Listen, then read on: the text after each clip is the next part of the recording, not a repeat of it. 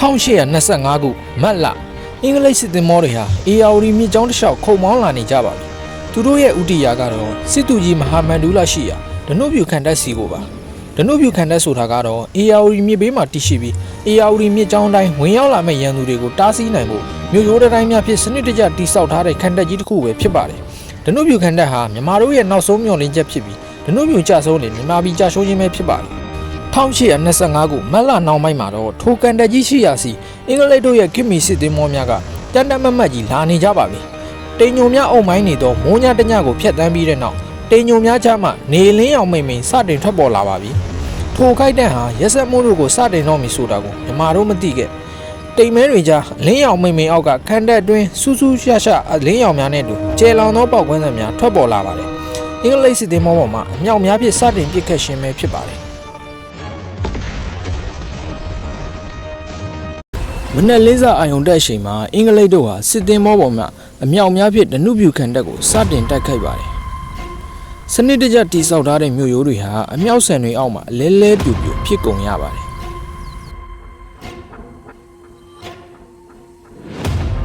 အင်္ဂလိပ်တို့ဟာတမနက်လုံးခန္ဓာကိုစစ်သင်္ဘောတွေဝန်းရံကပစ်ခတ်ခဲ့ကြပြီးမွန်းတဲ့ချိန်ရောက်မှာစစ်သင်္ဘောတို့ရဲ့တိုက်ခိုက်မှုနဲ့အတူအင်္ဂလိပ်တို့ဟာလှေငယ်များဖြင့်ကန့်ကပ်ဖို့စတင်ကြိုးပမ်းလာကြပါတယ်။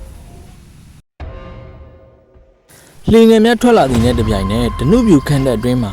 အမိမြေကိုကာကွယ်ကြဟုသောကြွေးကြော်သံများနဲ့အတူတနတ်တံများပုံမူကျေလောင်လာကြပါတယ်။မြန်မာတို့ဟာစစ်သူကြီးမဟာဗန္ဓုလရဲ့ဥဆောင်မှုနဲ့အတူအင်္ဂလိပ်တို့ရဲ့အမြောက်ဆံများကိုချမ်းချမ်းကန်ကုကန်ကာကွယ်နေကြဆဲပဲဖြစ်ပါတယ်။လက်နက်အင်အားလူအင်အားမမျှတတော့လေကိုယ့်ရည်ကိုယ်မြင်ဟုသောခံယူချက်များဖြင့်အင်္ဂလိပ်တို့ဟာဆက်လက်ခုခံနေကြပါတယ်။အင်္ဂလိပ်တို့ဟာစစ်သင်္ဘောတို့ရဲ့ပြစ်ကူနဲ့အတူကမ်းပေါ်သို့အလုံးရင်းဝင်ရောက်လာနေကြပါတယ်။မကြခင်မှာပဲစစ်ပွဲကိုတစ်ပတ်သက်ဆန်သွားစေမဲ့အရာတစ်ခုဖြစ်သွားခဲ့ပါတယ်။စစ်သူကြီးမဟာဗန္ဓုလမြောက်ဆန်ထိ၍ကြာရှုံးခြင်းပင်ဖြစ်ပါတယ်။စစ်သူကြီးကြာရှုံးခြင်းဟာမြန်မာတို့ရဲ့မျှော်လင့်ချက်ယုံကြည်ချက်အားလုံးကိုရိုက်ရှိုးလိုက်ခြင်းပင်ဖြစ်ပါတယ်။အင်္ဂလိပ်တို့ဟာတနေကုန်မရေမတွက်နိုင်တဲ့အမြောက်တွေနဲ့ခံတပ်ကိုပစ်ခတ်ခဲ့ကြပြီးတတိုင်းများစိတ်စိတ်မှကွဲထွက်သွားတော့လေမြန်မာတို့ဟာဆက်လက်ခုခံနေကြဆဲပဲဖြစ်ပါတယ်။အင်္ဂလိပ်တို့ထင်ခဲ့သည်မှာမြန်မာတို့ဟာတတိုင်းများကိုအားကိုးအားထားပြုပြီးခုခံနေကြခြင်းလို့ထင်နေခဲ့ကြပါတယ်။တကယ်မှာတော့မဟာဗန္ဓုလဒီဟုသောမဟာရာတိုင်းကြီးကိုသာ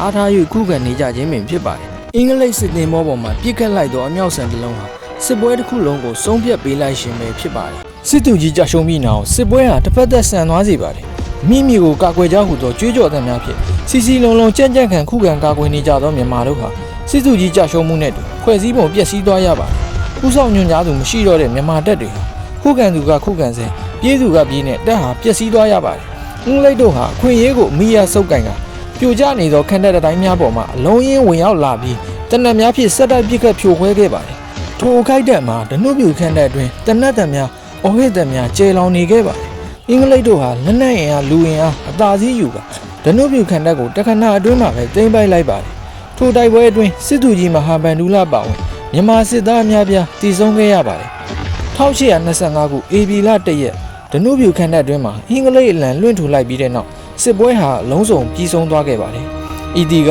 မြန်မာနိုင်ငံရဲ့ကိုလိုနီခေတ်အစပျိုးခြင်းပဲဖြစ်ပါတယ်။နောက်ထပ်လည်းရှေ့ခေတ်စစ်ပွဲတွေအကြောင်းကိုပုံပေါ်ပေးသွားအောင်မှဖြစ်လို့ကျွန်တော် channel လေးကို like and follow လုပ်သွားပေးပါဦး။